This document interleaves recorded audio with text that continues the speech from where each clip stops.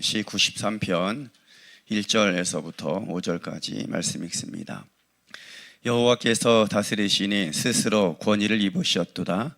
여호와께서 능력의 옷을 입으시며 띠를 띠셨으므로 세계도 견고히 서서 흔들리지 아니하는도다.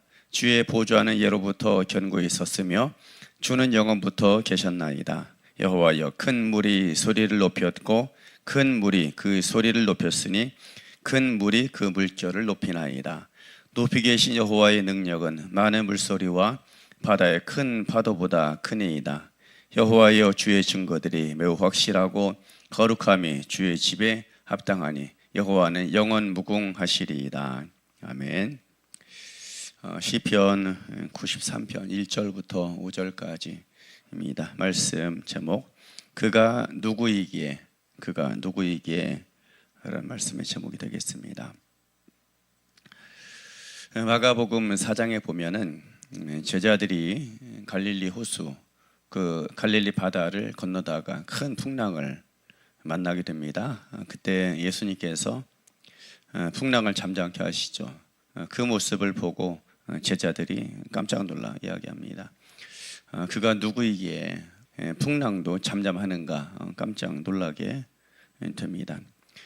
바다를 잠잠케 하시는 그 예수님의 능력, 예수님이 행하시는 보고서 깜짝 놀라죠. 이전까지 우리가 보아왔던 예수님이 아니라 전혀 다른 그 모습의 예수님을 발견하게 된 것입니다.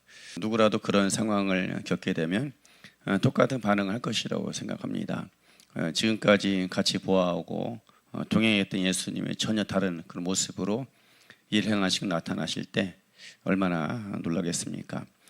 제자들이 그날 밤에 갈릴리 바다에서 경험했던 예수님은 창조주 하나님의 능력을 가지신 예수님이었던 것입니다.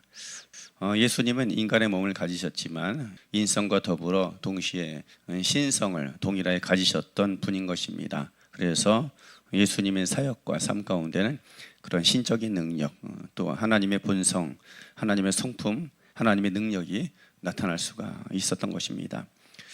갈릴리 호수에서 나타나셨던 예수의 모습을 우리에게 보여주고 있는 것이 있는데 바로 시편 93편입니다. 시편 93편은 여전히 모든 만물을 통치하시고 다스리는 예수님의 모습을 보여주고 있습니다. 오늘 말씀에 보면은 하나님이 다스리신다라고 이야기를 합니다. 하나님이 우리와 함께 계시다라는 것이 우리에게 큰 위로가 되죠. 마치 제자들이 갈릴리 바다를 건널 때 아니면 어디를 갈 때 예수님이 우리와 함께 하신다라고 할 때 그것은 매우 큰 위로가 됩니다. 하다못해 집에서 키우는 강아지들도 주인의 곁에 있으면 용감해집니다. 이것처럼 예수님이 우리 곁에 계시고 하나님이 계시다라는 것 자체가 우리에게는 매우 큰 위로가 되고 힘이 됩니다.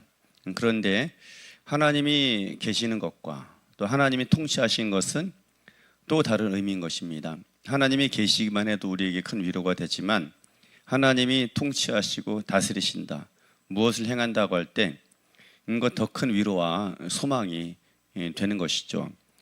갈릴리 바다에서 제자들이 예수님과 함께 했어요. 주님이 계심으로 평안하다, 주님이 계심으로 힘을 얻고 위로를 얻었어요. 그러나 만약에 그 주님께서 아무것도 행하지 않으신다라면 그들의 평안은 얼마 가지 않는 것입니다. 그런데 주님께서 그 풍랑을 잠잠케 하시고 풍랑을 통치하시고 다스리신 것입니다. 그래서 제자들이 더 큰 힘을 얻게 되었던 것입니다. 이것과 마찬가지입니다. 하나님이 계십니다. 하나님이 계시다라는 것 자체가 우리에게 기쁨을 주고 소망을 줍니다. 그런데 그 하나님이 그냥 계시는 것과 우리 삶에 개입하고 이 세상을 여전히 통치하시고 다스리신다라는 것은 다른 의미인 것입니다. 오늘 이 시인이 고백하는 바가 바로 그것입니다. 여호와가 계신다, 하나님이 계신다. 하나님이 계시는데 그분이 그냥 계시는 것에 불과한 것이 아니라 일하고 계시고 다스리신다라는 것입니다. 그렇기 때문에 주께서 다스리고 통치하시기 때문에 우리가 때로 흔들리고 요동할 수 있고 세상이 요동하지만 결국에 무너지지 않는다라는 라고 고백을 하고 있는 것입니다. 여러분, 하나님께서는 오늘 우리 삶 속에 계십니다.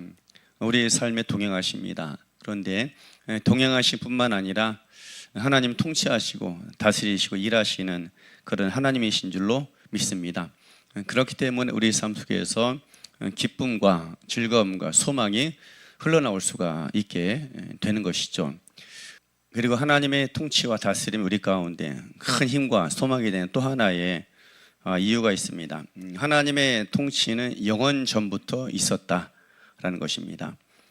사람의 다스림과 통치는 사람의 모든 일들은 분명 그 시작점이 있습니다.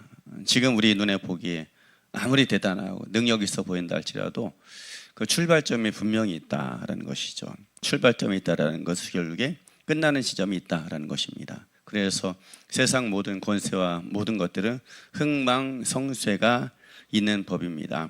그런데 하나님의 다스림과 통치는 영원 전부터 있었다라고 합니다. 이것이 하나님을 믿고 신뢰하고 하나님과 동행하는 사람들에게 매우 큰 소망, 영원한 소망의 이유인 것입니다. 창세기 1장 1절에 보면 태초라는 말씀이 나오죠. 태초라는 것은 단순하게 아주 큰 시작을 말하는 것이 아닙니다. 이른바 큰 빅뱅의 사건을 말하는 것이 아니라 모든 시작들의 시작을 이야기합니다. 모든 시작이 존재하게 했던 그 시작의 사건을 이야기하는 것입니다. 그러니까는 무언가 세상이 시작되고 하나님께서 일을 하셨다가 아니라 하나님이 계시기 때문에 모든 것들이 시작될 수 있었다라는 것입니다. 그러니까는 영원 전부터 계신 분이에요. 하나님의 통치는 언제부터 시작이 되었다라고 말할 수 없다라는 것이죠. 시간 그 이전에, 영원 그 이전부터 하나님이 계셨고 통치하셨기 때문인 것입니다.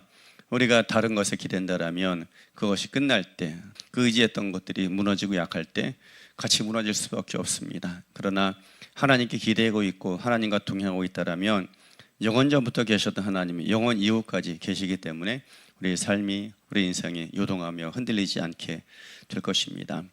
그래서 우리들이 누구를 의지하고 누구를 신뢰해야 되느냐? 영원하신 하나님, 영원부터 계셨던 그 하나님을 바라볼 수 있어야 합니다. 그리고 그 주님과 더불어 동행함에 있어서 반드시 기억해야 할 것이 있습니다. 우리 거룩함을 가꾸어야 한다라는 것이죠. 5절에 보면 여호와의 증거들이 매우 확실하고 거룩함이 주의 집에 합당하다라고 합니다. 하나님은 거룩하시다라는 것입니다.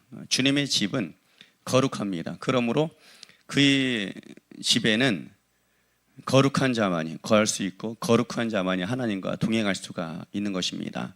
그렇기 때문에 거룩하신 하나님의 합당한 우리의 삶을 가꾸어야 하는 것입니다. 오늘 우리는 여전히 부족한 가운데서 시작할 수밖에 없고 또 여전히 나약한 부분이 있을 수밖에 없습니다. 그러나 주님과 함께 한 걸음 걸어가고 또 한 걸음 걸어갈 때 분명히 우리는 달라집니다.